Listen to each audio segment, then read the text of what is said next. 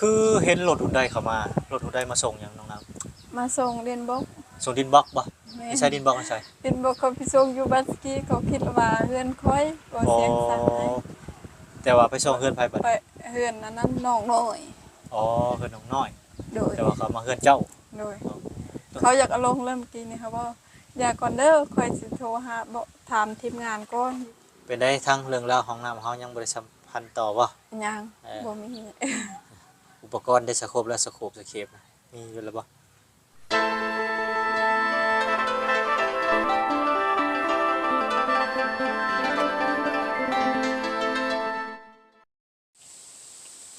อ้าวน้องพี่น้องสำหรับพามาตอนนี้ก็ก่อนกลับบ้านพี่น้องก็สิเข้าไปเยี่ยมไปยามทางน้องนำเซเพิ่นก่อนน้องพี่น้องก็คือเห็นอ่า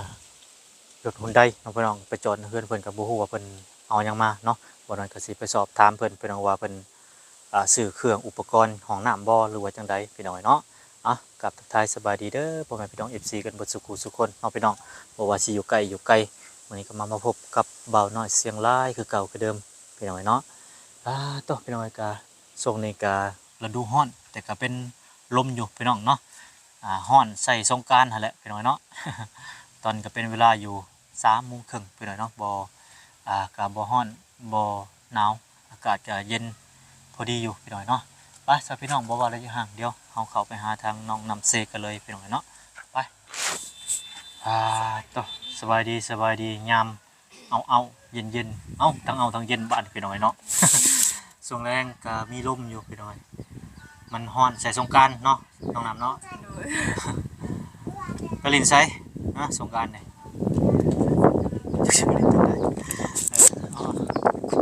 เฮ็ดยังมันนี่เหมือนอันนั้นเสียมัน เสียมัน เสีย บ่ ยามัน เสียยามันทางกะมาหรือว่ามาแต่เช้า มาแต่เช้าพุ่น ถ้าเอาไปสวนมันแดดแม่นบ่ โดย เอาไปเชียร์กลางคืนก็ได้มันจะบ่แดด มันบ่แดดเด้ ไปเสียกลางคืนไปคนสูบยาใครเนี่ย คนกินยาบ่ แม่ สูบยาเนาะ คอยบ่แม่นคนกินยาเด้อเป็นคนดี ก็นอนอิ่มกลางเว้นนี่ บ่แหละ ดบกาแฟให้บ่กินยาก็ มันต่างกันเลย กินกาแฟได้หลาย แม่ตาคือพี่ กินกาแฟหลาย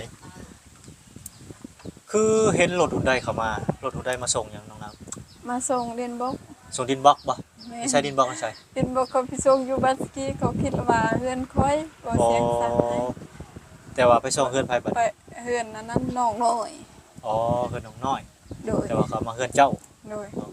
เขาอยากเอาลงเริ่มกี้นี่ครับว่าอย่าก่อนเด้อค่อยสิโทรหาบ่ถามทีมงานก่อนอยู่ไสค่อยมาส่ง คืออันป้ายเพิ่นลงเบิดนี่เป็น มัน ค่อยก็เมื่อยเขาก็เมื่อย บ่หยอกไผสิไปเฮ็ดอันนั้นเนาะเพิ่นเมื่อยเลยพี่น้องเอ้ย ต้องถามก่อนจังฮู้ เอามาลงห้วยแปลกอยู่เนาะเจ้าก็ได้บ่ได้สร้างดินบล็อกก็ได้ดินบล็อก แม่นค่อยก็งงก็หมดมาได้เรียนบกงงคือกันนะ งงกันแล้วเนาะ นี่ เดี๋ยวว่าเฮ้ย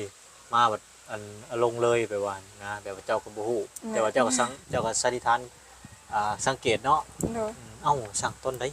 ถ้าว่าสิสั่งหยังเจ้าต้องได้ฮู้ก่อนแม่นบ่ แม่น อันนี้บ่ฮู้เรื่องราวหยังมาปึ๊บเนาะต่อ ลงปั๊บนั่นเมื่อยแล้ว เพิ่นมาฮอดจึกแล้วก็ได้ถามเจ้าบ่รู้บ่ได้ถามเลย ถามว่าลงเลยบ่ เอ บ่ อ ถามทีมงานก่อน โอ้ดีเลยทั้งอันน้องน้ำเพิ่นยังมีสติเพียงไว้ถ้าว่าแบบว่าบ่ฮู้เรื่องฮู้ราวเอาลงเลย คนยัง เรียบร้ บ่ อย มีสติ ยันหัวยันบึดมืออยู่ดอกคนเท่าขึ้นคนลงฮ้อนแดดซับยันแบบจับหันดินบล็อกเลยนอนก่อนเด้อไว้ดิแรงๆจังคนว่าสิแหละก็สิประมาณนี้แหละเป็นไงเป็นได้ทั้งเรื่องราวของน้ำเฮายังบ่ได้สัมพันธ์ต่อบ่ ยังบ่มี อุปกรณ์ได้สโคปและสโคปสเคปมีอยู่แล้วบ่ยังบ่มีบ่ อุปกรณ์มีแต่แถวนี้นะ มีแต่แบบนี้เนาะ เนาะ เอาบอลโทรอีกเลยโทรยังบ่ได้บ่เอาโทรที่บอลเฮานั่งถ่ายเด้นะโทรสวมนะ ยังบ่มี ยังบ่มีเนาะ เลย มีแต่ปูนดินบล็อก โดย หินทรายท่อแล้วก็เสาเนาะใส่บอลพคุดอันน่ะบ่โอ้พี่น้องบอลพคุดบอลของน้ำพคุด4ท่อพี่น้องเนาะอันบดแล้วบาดนี่ เริ่มอากาศเริ่มเย็นขึ้นแล้วพี่น้องเพราะว่าตอนนี้เป็น3-4 โมงแล้วพี่น้องเนาะก็ก่อนกลับบ้านพี่น้องก็สิมาเยี่ยมมายามทางน้องน้ำเซเพิ่นก่อนพี่น้องเนาะเป็นได้ภัยเฮาประ ยัง สานงานแล้วบ่ ยัง ไฟฟ้าก็ยังบ่ได้ เลย ตอนนี้ต่อนะภัยตอนนี้ ต่อเฮือนล่างตัวเขาลิ้นเมื่อกี้นี่ แต่ละเดือนเข้ากันบ่เสียเงิน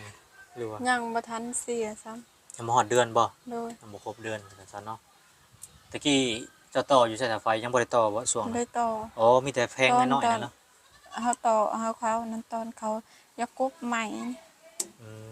ตอนจะครบไหมหั่น โดยจังไปขอ ต ต่ อ อน น้ำเพิ่น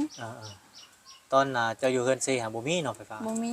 มีแต่แพงน้อยๆเนาะ โดยมีแต่ แผง ไต โซลาร์ โค เซลล์ ม แต่โคม แผ่น เนาะ โซลาร์เซลล์นั่นว่า เออ ผู้ใหญ่อะซื้อให้ อ๋อ เบาลาว เอาช่วงเบาเราบ่ได้ซื้อจะไต่หยังซะ ไตโคมเนาะ ไต่โคมอย่างเดียว โดย ไปสากอยู่ไส ฝากไปอยู่เฮือนป่ามัน สากอยู่เฮือนป้า โดย แต่ละมื้อตอนเราไปสากสมมุติว่าอยากไปการนี่ก็ไปสากนำเพิ่นเนาะ โด เพิ่น ย คิดค่าไฟอยู่บ่ถ้าไป บ่ สากบ่คิดเนาะ บ่บ่ได้ เฮ้ยสากผมซื่อๆอยู่เนาะบ่จำเป็นต้องคิดค่าเขาสิคิดก็โพดโพแล้วเนาะ เฮือนป่าตัวเอง ชื่อ ไผสิคิด แม่นเลยบ่เป็นเฮือนคนอื่นก็อย่าถ้าว่าอันไปคิดเงินนะมันเฮา สา ซัก โคม ตลอด ซื่อ เฮือนเขาจมเลยเฮือนป่าตั สาว เอง โคมสากโทรศัพท์ซื่อๆนะ นี่ มันก็ยากจะมีโทรศัพท์บ่ซะตอนนี้ มีอยู่ มีอยู่ โดย ซื้อ บ่บุญซื้อให้ อ๋อซื้อมือได้นะซื้อตอนใด ตอนยังเฮือนเซ โอ้ตอนละผู้บ่ เลยทันเฮือนเซยังบ่ทันมาก บ่วนซื้อให้ไม่แล้วเนาะตอนนั้น เลย บ่แม่นก็ลืมจัง เกิดอะไรลูก เป็ ได้ น ไป ยัง จ้างได้สิ เป็นเพียงน่ะ เขาถาม แล้วอยาก เขา พัก ถามพระว่าเพิ่นเข้าไปซื้อน้ำสิพระ อ๋อซื้อน้ำแล้วพักบ่ เลย ถ้ามีเงินก็กินน้ำสะอาดจะดีไปนิดนึงเพราะยานเป็นนิ่วเพอเราก็เป็นนิ่วอยู่ในทางท้องแม่เพิ่นเนาะอันนี้บ่น้ำสะอาดนี่ตุกเท่าใด 8,000ฮะ พันบ่ไปซื้ออยู่ไสน่ะ คืออยู่มันดง มันดงบ่เด็กน้อยเนาะไปซื้อน้ำแล้วพาไปซื้อน้ำ ตุกได้มีจักตุก สิไปตักน้ำมาเขานำบ่ออกมื้อนี้ เฮ้ยน้ำประปานี้ โดย อ๋อน้ำบ่มา นำบ่มา อ๋ จ อ ำยันเขาจกอยู่เฮิงเพิ่น จกดินจกท่อบ่ แม่นคือถ่อ จะไปจกท่อ หมดถ้วยก็มีน้ำประปานี่บ่มีน้ำหมด อืม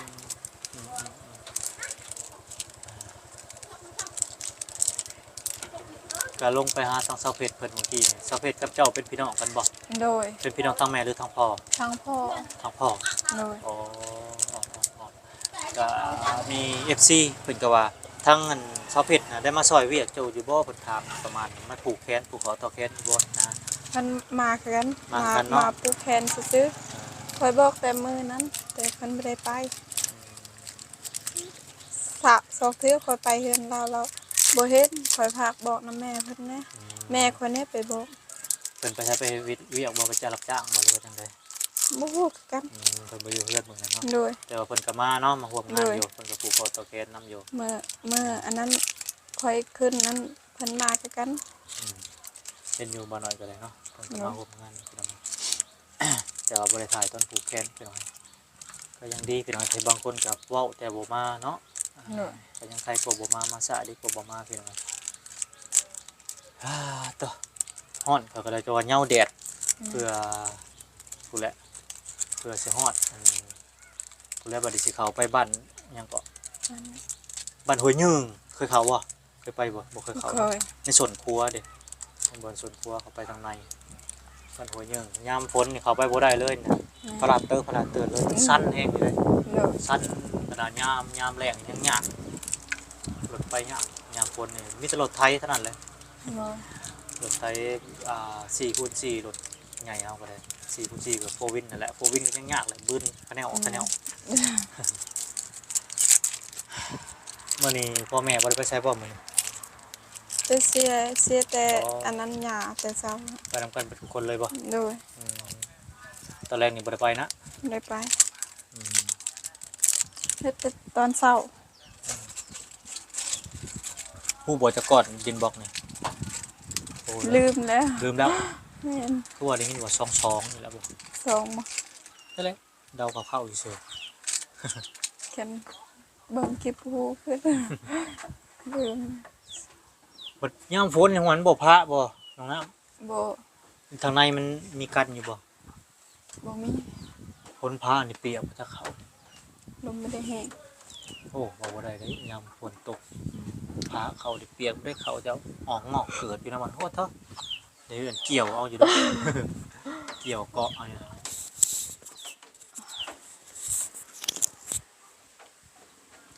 และสรุปแล้วพี่น้องเนาะเรื่องราวของทางน้องน้ำกับห้องน้ำก็ยังบ่ได้สานต่อเนาะมีแต่รอก่อนพี่น้องเพราะว่าบ่เสี่ยงก็มื้อนี้ก็ไปอันส่งดินบล็อกให้ทางน้องน้อยเพิ่นเนาะพี่น้องเนาะก็พุ่นแหละวิทย์ทางหน้าพุ่นแหละเทื่อเดียวก็สิเข้ามาอัปเดตคือเก่าคือเดิมถือว่าเรื่องราวเฮือนบ้านเฮือนซ่านบ้านซ่องเราก็ปลอดภัยดีเนาะ คือมื้อนั้นแหละเป็นวันฝนตกก็บ่ได้หัวได้ซอดบ่ได้พระติ บ่ บ่พระเนาะ เด้อ ทั้งฝนนี่มันมาทางนี้ติเนาะบ่ได้มาทางพี่ แม่มาทางพูนกับทางพูนมันสิมา แม่นๆถ้ามันมาทางพี่ก็ไม่มีฝนมือพี่น้อยฝนมาทางพี่ฝนมือทางพี่อ้าวมีมันฝนมาฝนมือบัดนี้ กลับบ้าน ไป กันส ทา อง ง พูน